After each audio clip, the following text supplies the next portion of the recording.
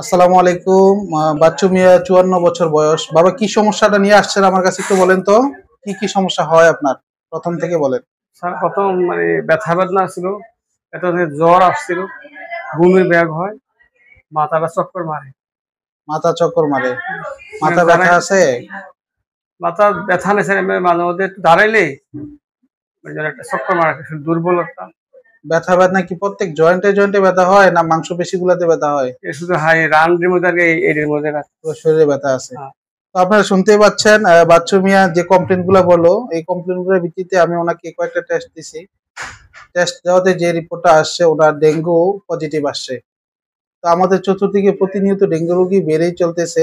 তার মধ্যে আপনারা আহ যতটুকু সম্ভব সতর্ক থাকুন, আশেপাশ পরিষ্কার পরিচ্ছন্ন রাখুন, মশারি টাঙিয়ে ঘুমান, আর সবাইকে সতর্ক করে দিন, চারপাশে মানুষকে সবাইকে সতর্ক করে দিন যে যেন পরিষ্কার পরিচ্ছন্ন চারপাশ আঙিনা রাখে। সালাম আলাইকুম।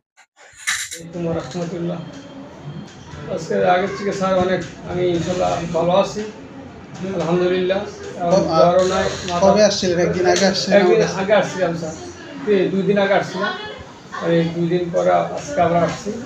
ইনশাল্লাহ আগের চেয়ে অনেক ভালো আছি, জ্বরও নাই, ব্যথা বেদনা নাই, কারণ অনেক শারীরিক সুস্থ আছি ইনশাল্লাহ।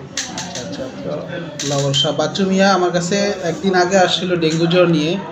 আলহামদুলিল্লাহ একদিন পরে মাশাআল্লাহ উনি ইমপ্রুভমেন্টের দিকে এখন অনেকটাই ভালো আছেন। জি ইনশাল্লাহ। ঠিক আছে, আল্লাহ ভরসা। আসসালামু আলাইকুম।